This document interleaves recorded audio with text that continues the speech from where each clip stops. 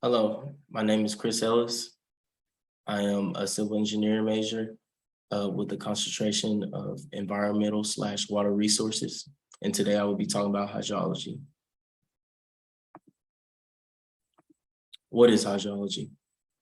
Hydrology is the study of Earth's waters, the distribution and movement of surface and subsurface waters.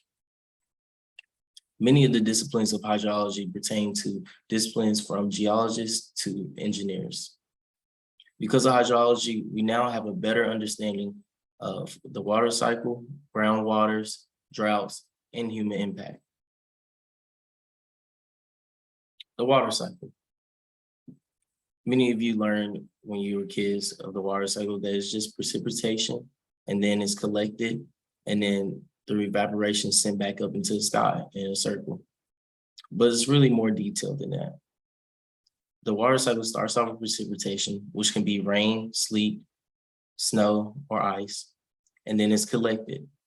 And it can be collected in many different ways, whether it's through mountaintops and turned into snow and ice, or into valleys, rivers, lakes, the soil, animals, or us humans. The water is later then transferred through runoffs. Runoffs include of stream flows, surface runoffs, snow melts, and interception. And then next is infiltration.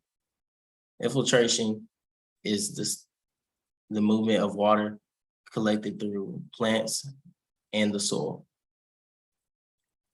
This is later transferred into groundwater discharge. Groundwater discharge flows from the top of the surface down to its lowest point and out into the ocean or lakes. And then next, the water is evaporated through evaporation. In some aspects, this can be perspiration or transpiration.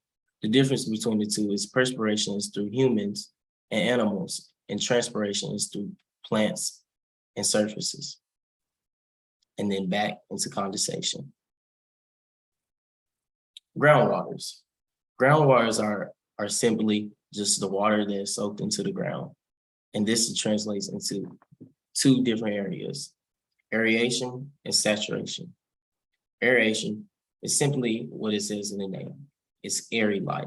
This is the part of the ground that doesn't have that much water and it's half water and half air. And it's trapped into pores of rocks, soil, and sand.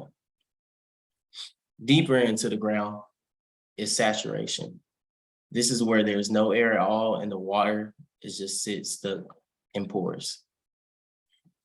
Right here in this table, you can see that there is an unconfined aquifer, a confined aquifer, and then confined aquifer.